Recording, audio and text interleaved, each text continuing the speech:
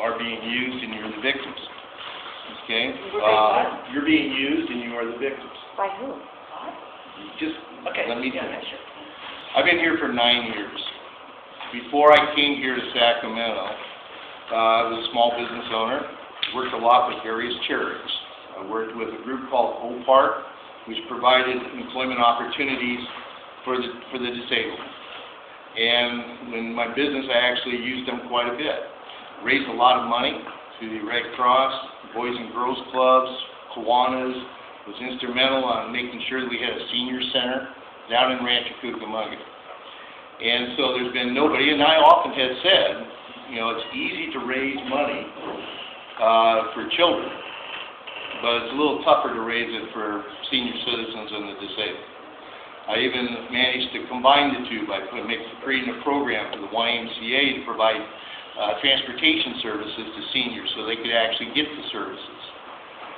Now, because I'm a Republican doesn't mean that I don't have any compassion or I don't have any concerns for you. But here's where the problem is. The cost of delivering services to you is not what you're actually using. It's the cost of administering those services. Over 50% of the dollars doesn't even go to the people that need the service, and that's what we've been talking about here. We've been trying to talk about ways, we talked about inefficiencies and how we could change the way we deliver services. You know, the San Diego grand jury conducted an investigation of in-home health services and found, now they said 80% fraud, but we know there is, and I don't think it's 80%, but nobody can honestly say there's not fraud. Less than 1%, sir. Well, but that's not what everybody's coming up with, and I'm not here to argue, but it still exists. Okay? But it doesn't exist in your department, in your area. It exists in all areas. Now, we have tried to figure out ways to reform it so that we can make sure that the most needy actually get the services, but all those reforms have always been rejected.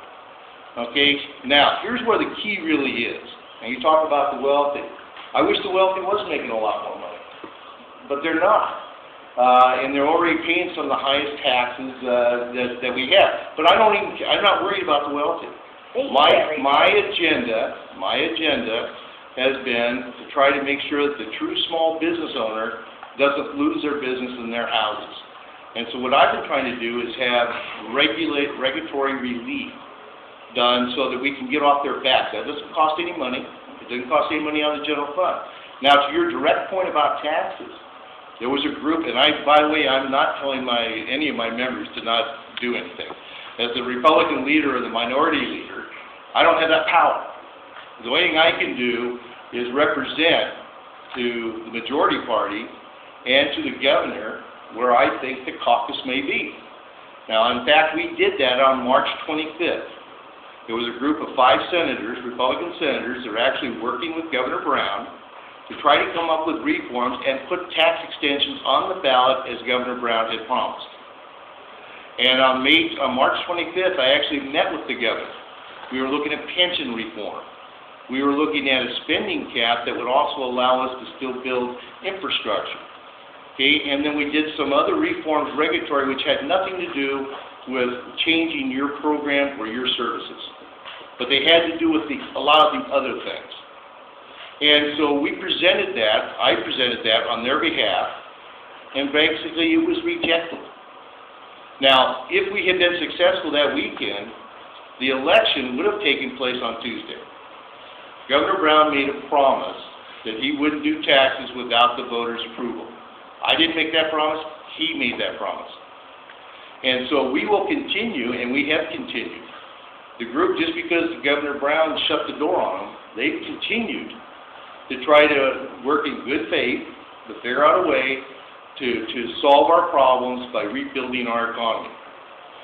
And if we do that, then we should be able to generate enough money that we can continue with the services. The problem is, I don't control any of that. I wish I did. But do you understand? The only thing I can do is offer to be part of the solution. But do you understand that some of us can't get up in the morning Yes. if we don't have IHSS workers? Yes. I'm sorry, but I don't feel like we can compare the fact that the wealthy have to worry about their houses I'm not talking about the wealthy worried about their house. Well, I'm a small business owner. I don't even care about that. I'm a small business owner, and I have not been able to work my business for the last year because I'm trying to survive. Right. And that's And what I'm I concerned live in an about. apartment, and I work out of my apartment, and I actually go to other people's houses to do my business. But there are people around this table who, if there aren't enough IHSS hours, then they just don't get up in the morning. And I cannot, my conscience will not allow me to hear, well, gee, the wealthy aren't making as much money as they used to. When these people aren't even getting out of the door in the morning. That. You're putting words in my mouth. I never said that. What I said I was concerned about was your next door neighbor. I'm concerned about you. The business people, the wealthy, can take care of themselves. They don't need somebody up here. I just said that. They can take care of themselves. I'm not concerned about them. You take a look at my agenda. We should be concerned about them. They're not putting out... No, I mean, I'm not concerned about protecting them. Okay. Okay? I know they don't need my protection. They don't really need my help. They can help themselves. Damn right. Okay, well, I'm in agreement to you. So I'm not saying that they shouldn't be paying their fair share. They shouldn't be maybe paying more than their fair share. But you also need to understand, the reason why we got a sudden increase in revenues isn't because the job market improved. It wasn't because corporate businesses that were located here have actually made more money. It was because the stock market's doing better, and a lot of the wealthy you're talking about, they were basically making money on the market. But here's what also happens too, and we've lost a lot of them. They've moved to other states. Okay, they don't live here anymore, and if they don't live here, unless they own real estate, we can't get to them. We can't tax them anyway. So you can go after them, and that's fine with me. But if you raise the bar really high, they're just going to go under it, and they'll go someplace else. So the solution is that somehow we've got to make this state a better place, a more efficient operation, like some of the suggestions that the gentleman down at the end of the table was talking about. We need to figure out a way to still deliver the services to people like you, but at a less cost in overhead.